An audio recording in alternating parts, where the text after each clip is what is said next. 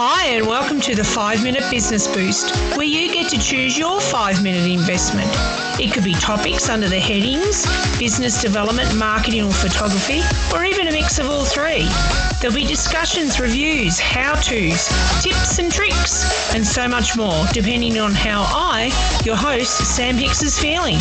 So possums, listen up and here we go. Hi, Sam Hicks here and welcome to the 5-Minute Business Boost. In this episode, and I'm sorry it will be a long one, I'm talking about community projects and volunteerism. Community projects are like a giant jigsaw, and yes, this, as I said, will be a longer potty. Volunteering for community projects in regional Victoria, Australia can be very rewarding and enriching experience for individuals, and it can have a positive impact on both the volunteers and the broader community. It can also be a great way for individuals associated with small businesses to build their personal brands and establish them as leaders in their field. There are many benefits to volunteering, including personal fulfillment, social connections, skill development, career advancement, and improved mental and physical health. Additionally, volunteering can provide an opportunity to meet new people and build relationships with others in the community, demonstrate your values, gain expertise, and build credibility. So there's many ways to get involved in community projects, including volunteering your time, starting your own project, partnering with local organisations, seeking funding and engaging with local government. I myself have volunteered since I was 18. I've met the most amazing people and I've learned so much in my time over many sectors, and I have gained some very wonderful friendships, friends, connections. I love being a community volunteer. You get so much out of it. I like to think of myself in my own lunchbox as a volunteer community developer, but I just get the empowerment that small communities need and want, and what they get when they take the reins for change. So this is about empowerment of small communities. Nothing worse than an outsider telling them what they need to do. And this is about small communities standing up on their 2 feet and saying, this is what we need. Also for me, personally, there are many benefits to having something outside of work to focus on. You know, most people have hobbies. I don't. I volunteer for a community group or 3 or 5. And some of these potential benefits over the years I have noticed and read about. And these include improved mental health. So engaging in those activities outside of work can help reduce stress and improve overall mental health and well-being. It also helps if you've got a good team and you can have a bit of a laugh. For me, it has been around enhanced creativity. Now, if you were doing a hobby, you know, they actually provide an opportunity to engage in activities that are different from that you're doing in the usual, you know, small business grind. I'd like to say 9 to 5, but nobody in small business does a 9 to 5. But by doing this volunteerism, it can help stimulate your creativity and problem-solving skills, and it does give you a bit of a buzz. Increased work-life balance. Well, this is funny, but anybody that knows me, and small business owners are the same, we strive to have an increased work-life balance, but sometimes it just doesn't work. Having something outside of work will create a better balance between work and personal life, and it can improve overall satisfaction and well-being. You know, just being able to drop down the tools and say, look, I've got to go and do a volunteer shift or I've got a meeting, you know, sometimes make you have that reset that you need, especially if the day has been long and hard.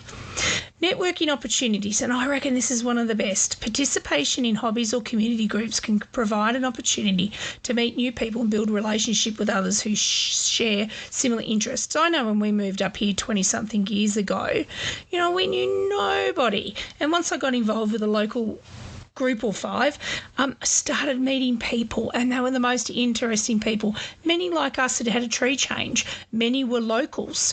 Many were 5, 6 generation locals, and that was amazing. Just working out who was in the zoo and what skills and what passions they had.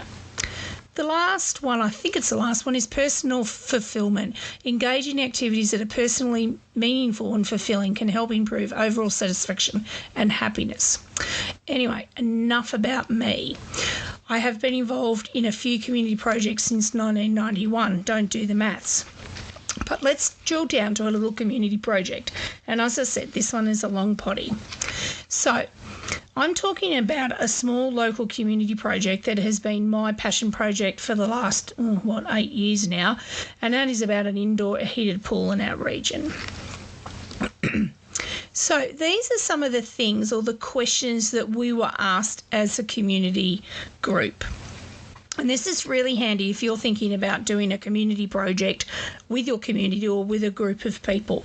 And these headings will also have some tips and tricks. So really what you need to do to start off with a community project is identify or demonstrate the community need.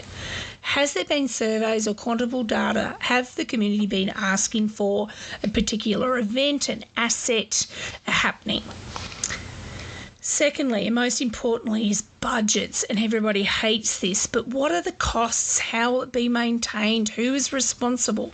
If the project falls over, can you recover costs and sell off assets? How will it be funded? Modelling.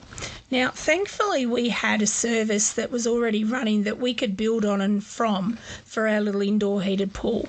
We had a person and we had a group of professionals who ensured our modelling was sound. So we know the minimum max income and the outgoings for the running of the service.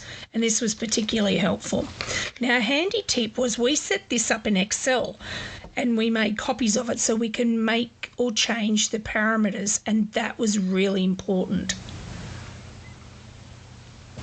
One of the things that we were asked very early on with our community project was, are you duplicating services? Is there something similar available? What other indoor heated pools operate in Murrindindi or nearby shires? What do they offer? What will be your point of difference and who attends them? Are they all year round? All of those type of questions. One of the questions we got asked time and time again was, how big is the pool? What can it be used for? What does the community want and or need? And would they be willing to pay for classes? Will their needs change over time? What type of accessibility does the pool need to have? How can it be inclusive? One of the things that is really important when you're coming together with a community and pulling together a community project like this is that you must have support from other community groups. And this is paramount for grants. So you need to ask who in your community will write support letters. Who can you ask and who would support us? Fortunately for us, we received, I think, nearly over 20 community support letters, and we've never forgotten it. People took the time, all volunteers took the time to write beautiful support letters, and we've never forgotten it. We also had to think about location. So we had to think about accessibility, parking, toilets, storage, and we worked out it was cheaper to renovate than to build because our initial estimates were in the millions of dollars and the maintenance alone ongoing was unsustainable. Case studies of other similar projects. So this was a really good one. And fortunately, when I was doing an MBA, I used the last project to work around the indoor heated pool, and that allowed me to access case studies from all over Australia about indoor heated swimming pools that were privately funded, and that was fantastic because there'd been quite a few case studies drawn up about these projects. So we found quite a few to review and we used learnings from them. And even the other advantage we had was we were able to do some interviewing. Face-to-face were invaluable, but we were able to get on the phone and a few emails and so forth. And that allowed us to gain some unwritten or documented insights, which was just so valuable. Now, this one is a big one. We had to work out what the economic benefit was for our community project. Now, we were very fortunate that local government was entirely supportive of our back then suggested project, and they showcased a tool that they use, and it's called REM Plan. Now, REM Plan stands for Regional Economic Modelling Plan. Don't worry, you won't be tested, but it's basically a software tool that is used to analyse and forecast economic development in regions or communities. Now, this is often used by government agencies, and there's a lot of local government and state government agencies that use this. It's such a powerful tool. But local government agencies, economic development organisations and other stakeholders use it to plan for the future growth and development of a region. And it allows users to input data on a variety of economic and demographic factors, such as population, employment and industry mix. And then it generates projections and scenarios for how the region might grow and change over time and what the return will be with a project like this. So this was really good. It also allowed us to evaluate the potential impacts of different policy or development scenarios and to inform us, the decision makers, on how to invest and support the economic growth of a region with a project such as our indoor heated swimming pool. Now, one of the things that we had to have for this community project were plans. Oh my God. We had to have a business plan, a business case, a communication plan, a risk management plan. The list goes on. And I'm getting tired just remembering all the damn plans that we had to have. But what they allowed us to do was get all the ideas out of our head and pull together all the information into 1 or 2 or 3 or 5 documents. And we were allowed to change them because, things changed. But they were an essential part of what we were doing. Now, one of the things that we had to do with our community project was we had to consult with our community. So often I'll do speaking engagements with groups and I'll say to them, have you spoken to your local government reps? Have you presented it to the councillors? Have you spoken to local members of parliament, community leaders, local business groups and local community groups, and work out if they do need a project that you're talking about. In our case, it was for a pool. The other community consultation that we did a lot of was with service clubs, and that was great because these are salt-of-the-earth people that volunteer their time and just get the need for certain community projects. So, handy tip out of this, that we did so many of these group community consultations and individuals as well. We had a PowerPoint presentation, and this was such a handy tool that we also used for grants. So not only using it for presentations, but it allowed us to socialise our idea depending on which stakeholder or group we were dealing with. Also think about who you're partnering up with. Do you have funding partners? Are their values in line with yours? Is it a great fit? Are there grants, investment funds or crowdsourcing that can fit with your project? And you also have to think about a delivery plan. Is this a 5-year plan? I say this as this was paramount in our indoor heated pool project, and these were not only the questions asked of us in many different areas as I've just covered, and in some cases we were asked over and over again, just it was differently pitched or worded, but it allowed us to socialise our idea and get the pitch down to a perfect rendition of what we were trying to achieve. So many large projects I've been involved in the past have had lead times of 5 to 10 years. Nothing happens overnight, even in private enterprise. So you have to be patient. You have to be considerate of other people because you need to take along everybody on that journey. As a community group, we chose not to do the feasibility study option. We felt it was too costly, took too long, and usually, personally, the ones I've seen, the business cases, the modelling and the budgets are weak and based on no localised knowledge. But we decided to do the background work ourselves, so budget, need, identifying partners, grants, identifying possible venues, consultation, and I think in the end it was nearly 30 groups and individuals. We did reviews, context situation evaluations, SWOTs, meeting with shires, planning and building departments, and the list goes on. But each one of those meetings was absolutely paramount to the success of our project. Now, I know I get some pushback on the statement above, and I will, because not every project has what we had, and that was we had some highly skilled team members who had academic backgrounds coupled with business acumen. We also had a team of people behind those people, or behind the scenes, who read every document, read, penned, and went through every aspect of our planning and pulled it apart and put it back in, and gave us so many ideas and different thoughts for us to pull it all together. Our project was indeed very lucky. We'd assembled a skills-based team who have backgrounds in all sorts of areas pertaining to the project, who have vital community contacts. They are either self-employed or employed locally, and at the end of the day, they're all parents of school-aged kids or have grandkids who need to learn to swim here in the Shire in a warm water environment. The other thing that we did was we made a roadmap. So we knew where our journey was going. Fail to plan, plan to fail. So it was really about a grant map, and that was a huge assistance to us. We were very lucky that we'd had amassed people who had the skills that could assist.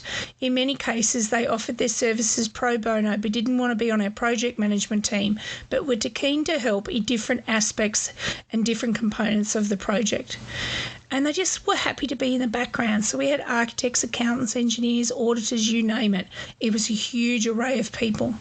We even had some community members who came forward either out of curiosity, but they had a willingness to step up and help, or they had kids that they really wanted in learn to swim classes, but each one brought skills to the planning and assisted in ensuring every aspect of our project was covered. It was in our consultancy stage that we identified the need for water therapy for rehabilitation, so for injuries, etc., and having abilities access disabled and or less ambient and water exercise programs, and also intro to water play for our younger residents. Mental health and wellness have also been identified as a need in consultation with the broader community. So all these things come up and things change from year to year. And at that stage, our residents were starting to understand our project was indeed moving forward and being on the ground. So, they were interested in gentle exercise with movement, with music, etc. Certainly since the announcement, my phone rings hot, and this is based on a couple of years ago now, but people had lots of ideas for the expanded usage of a salt mineral heated pool, and it all was noted, and the team constantly assessed the need and the cost of running the ideas that were being presented by the community. So the most important thing that you need for a community project is somebody that can be the driver, somebody who eats, sleeps, breathes and lives the project. And in which case this was me. I had a lot of support initially from Linda, our local Learn to Swim teacher who's now relocated to Queensland. But I had to be the driver, and thankfully I had a wonderful team working alongside me who poked and prodded me with their inspiration, their wisdom and their feedback. And this spurred me on to no end, and indeed the community at large who see me down the street or at community groups that I'm involved with, who constantly remind me and the team that the need for this pool to be a reality. And even these days, now that the pool's up and running, they thank us, and they thank us on social media all the time, because as volunteers, they understood that without us, it wouldn't have happened. At the time, and we still do, we have a strong secretary, a quote queen and budget queen, who also was quite happy to kick me into shape if I wane. We have a grammar team member who checks everything submitted, and that was fantastic, having that support. So having a strong team creates ownership over a project.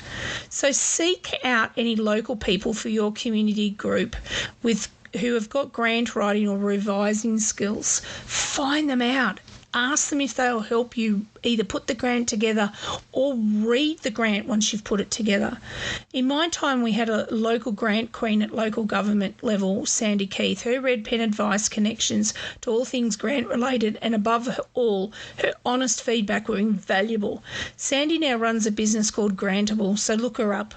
Another was a local lady who works for Foundation Murrindindi. Her support and constant ideas for funding were encouraging and still are, and that legend is Robin Hill.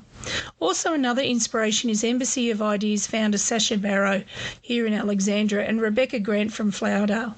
All these women have skills and have provided us very sage advice over the years. There are also 3 men who wish to remain nameless that contributed constantly through the development stage, both here in the Northeast and from Melbourne, and we are really indebted to them. They were always quick to answer a phone call or be on the end of an email when we came across a particular challenge or we thought, uh-oh, what do we do here? The greatest piece of advice is surround yourself with winners, team members who are just as committed as you, but who are honest and can be the voice of reason and all the breaks if needed. One thing we didn't consider in our risk management planning was COVID, and who would have thought a global pandemic would slow us down in the construction phase? We lost nearly 12 months due to lockdowns and a lack of trade availability, as the poor local trades were getting smashed with new builds and renovations. But we were grateful for our builders and trades who somehow managed to pull it off, and all the community assistance that we had. So, if you're thinking of a community project and you just want to chew the fat, I'm happy to chat with you on your group at any time. Drop me an email at sam@samhicks.com.au, and if you are full steam ahead, good luck. I wish you well. So that's it for me, and I'm sorry this was a long one. Oh my goodness. Thanks for tuning in. I really appreciate it. Feel free to subscribe, follow and share. Get in contact to suggest topics for discussion, and remember, in business anything is possible, especially in the northeast of Victoria. Bye for now.